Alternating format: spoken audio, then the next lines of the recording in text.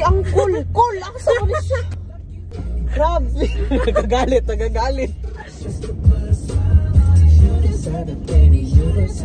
I'm gonna give it to you. Piling ko, alas 6 na tayo magdating doon. Kayo na ba yung sana yun sa tricycle, di ba? Kaso hindi ko mag-asa. Makalagot. Namagot siya din. Nakita ko yun. Kita ko, hindi ko yun sabi niya. Wee! Sama mo.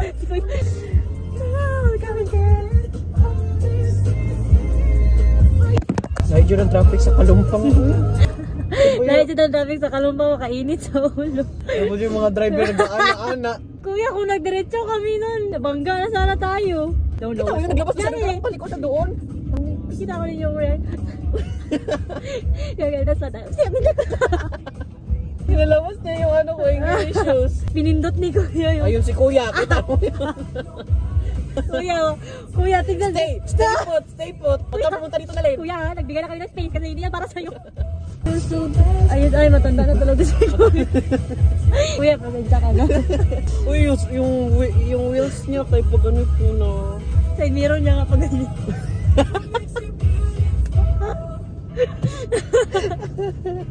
Tignan mo.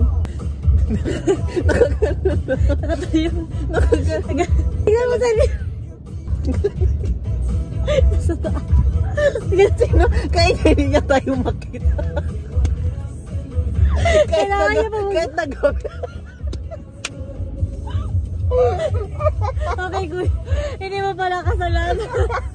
Kuya, kaya pala pag ganun-ganun. Nag-gabi doon siya. Wala naman tao sa taas.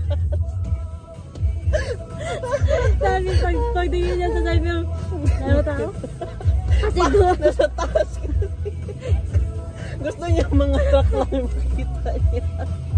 Kaya parang nandiyan niya sa likod para makita niya yung truck sa likod. May favoritism pala si Kuya pagdating sa... Pagdating na siya sa taas. Hindi, oy. Kasi tayo may atip man ko sa tricycle niya niya makita doon, no? Pare ko gusto dito. Doble na nga yun. Kaya pala sa taas na isa kasi doble para. Sino kinatingnan niya sa taas? Baka sige tayo tawa dito at tapos na-direct natin. Huwag kang mag-jeans. Nagamaan kasi. Huwag ba?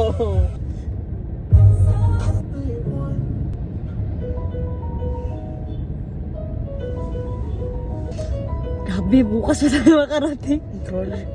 Dapat no, one lane lang to sila, oh. Dapat wala silang linya? Maglipad na, kaya pala nakagano na.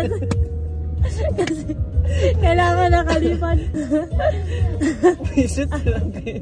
Oh, ito na naman siya. Ay, naku. Oh.